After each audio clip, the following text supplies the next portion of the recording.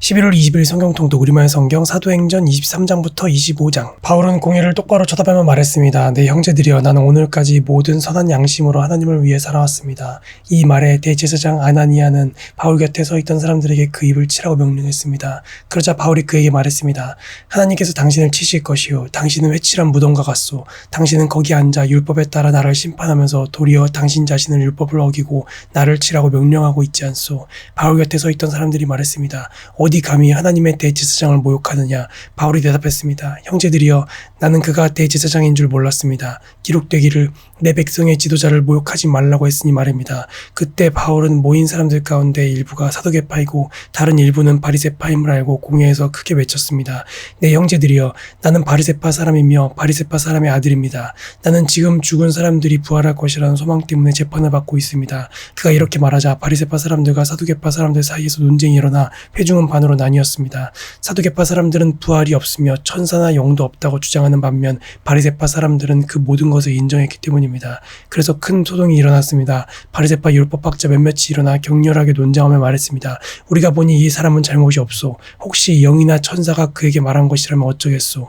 논쟁이 점점 커지자 천부장은 바울이 그들에게 찢겨 죽지 않을까 염려해 군인더러 데려가 바울을 그들 가운데서 빼내 병영 안으로 데려가라고 명령했습니다.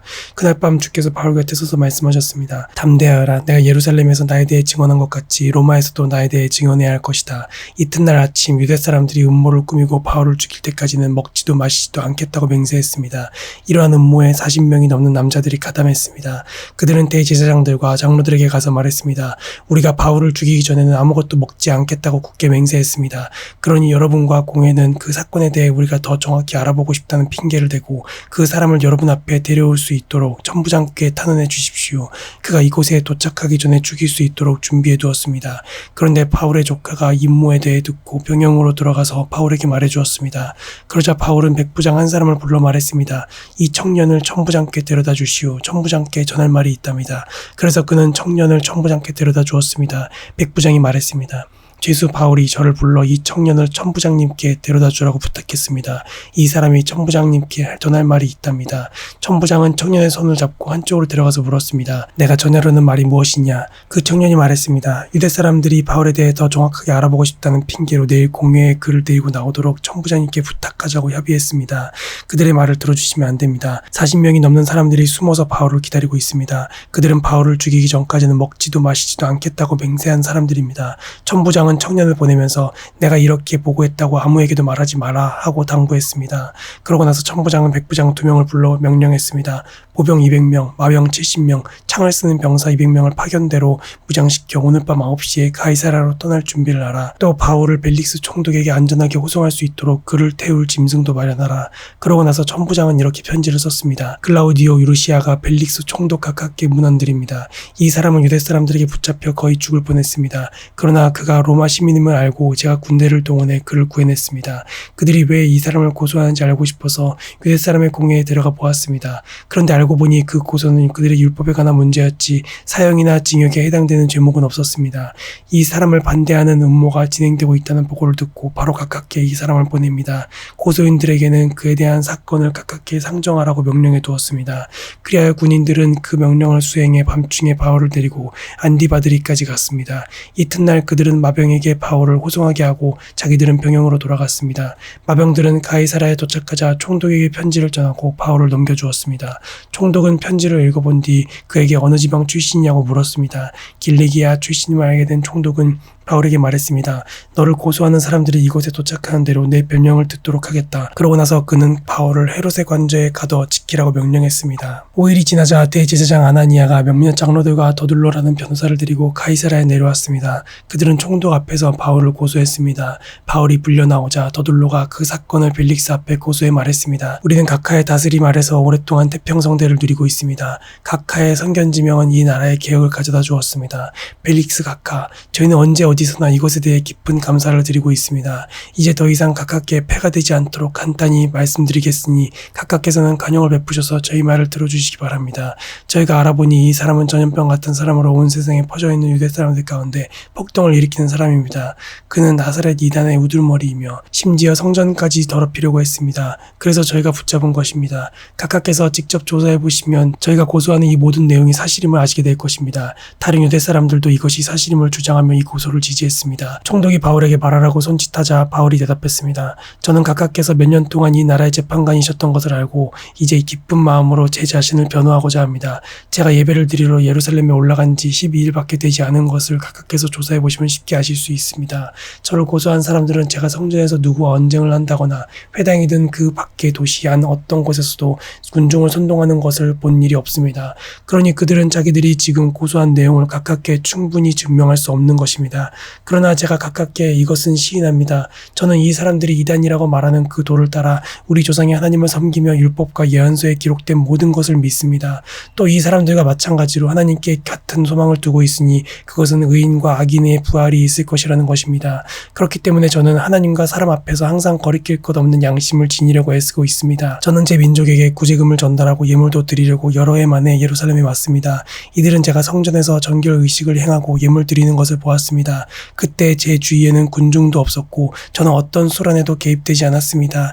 그 자리에는 다만 아시아 지방에서 온 몇몇 유대 사람들이 있었는데 만약 저를 고소할 일이 있었다면 그들이 직접 고소 내용을 들고 여기 각하 앞에 와 있어야 할 것입니다. 그렇지 않다면 여기 있는 이 사람들이라도 제가 유대 공회 앞에 섰을 때 무슨 제목을 발견했는지 말해야 할 것입니다. 저는 다만 이 사람들 앞에 서서 내가 오늘 여러분 앞에 재판을 받는 것은 죽은 사람의 부활에 대한 문제 때문이다라고 한마디 외쳤을 뿐입니다. 그러자 그 도에 대해 익히 잘 알고 있었던 벨릭스는 루시아 천부장이 오면 그때 판결하겠다라고 말한 뒤 재판을 연기했습니다. 벨릭스는 백부장에게 명령해 바울을 지키되 그에게 어느 정도 자유를 주고 필요한 것을 그의 친구들이 가져다 주는 것도 허락하라고 했습니다. 며칠 뒤 벨릭스는 유대 사람인 아내 드루실라와 함께 나타났습니다. 그는 바울을 불러들여 그리스도 예수를 믿는 믿음에 관해 바울이 설명하는 것을 들었습니다. 바울이 정의와 자기 절제와 다가올 심판에 대해 설명하자 벨릭스는 두려워하며 말했습니다. 이제 됐다. 가도 좋다. 내가 편한 시간에 다시 부르겠다. 동시에 그는 혹시 바울이 자기에게 뇌물을 바치지 않을까 하는 바람에서 바울을 수시로 불러들여 함께 이야기를 나누었습니다. 2년이 지난 후 벨릭스의 뒤를 이어 보르기오 베스토가 총독이 됐습니다. 그러나 벨릭스는 유대 사람들에게 환심을 사려고 바울을 그대로 감옥에 내버려 두었습니다. 베스토가 부임한 지 3일 뒤에 가이사라에서 예루살렘으로 올라가자 대제사장들과 유대 지도자들이 그 앞에 나와 바울에 대해 고소했습니다. 그들은 자기들에게 호의를 베푸는 셈치고 바울을 예루살렘으로 이송해달라고 베스토에게 강력하게 요청했습니다. 이송 도중 매복하고 있다가 그를 죽이려고 준비하고 있었던 것입니다. 베스토가 대답했습니다. 바울이 가이사라에 묶여있고 나도 이제 곧 그곳으로 갈 것이니 그에게 무슨 잘못이 있다면 너희 지도자들 몇몇이 나와 함께 가서 그곳에서 고소하도록 하라. 8일에서 10일 정도 그들과 함께 지내고 난 베스토는 가이사라로 내려갔고 이튿날 재판을 소집해 바울을 자기 앞에 데려오라고 명령했습니다. 바울이 나타나자 예루살렘에서 내려온 유대 사람들이 그 곁에 둘러서서 여러 가지 중한 죄목으로 그를 고소했습니다. 그러나 죄를 입증할 만한 증거는 되지 못했습니다. 그러자 바울이 자신을 변론했습니다.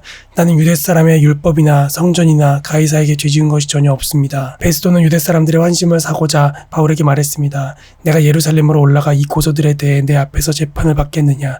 바울이 대답했습니다. 내가 지금 가이사의 법정에 섰으니 당연히 여기서 재판을 받아야 할 것입니다. 총독께서도 잘 아시다시피 나는 유대 사람들에게 잘못한 일이 없습니다. 그러나 만약 내가 사형받을 만한 죄를 지었다면 죽음을 달게 받겠습니다. 그러나 이 유대 사람들이 나를 고소한 내용이 사실이 아니라면 어느 누구도 나를 그들에게 넘겨줄 권리가 없습니다.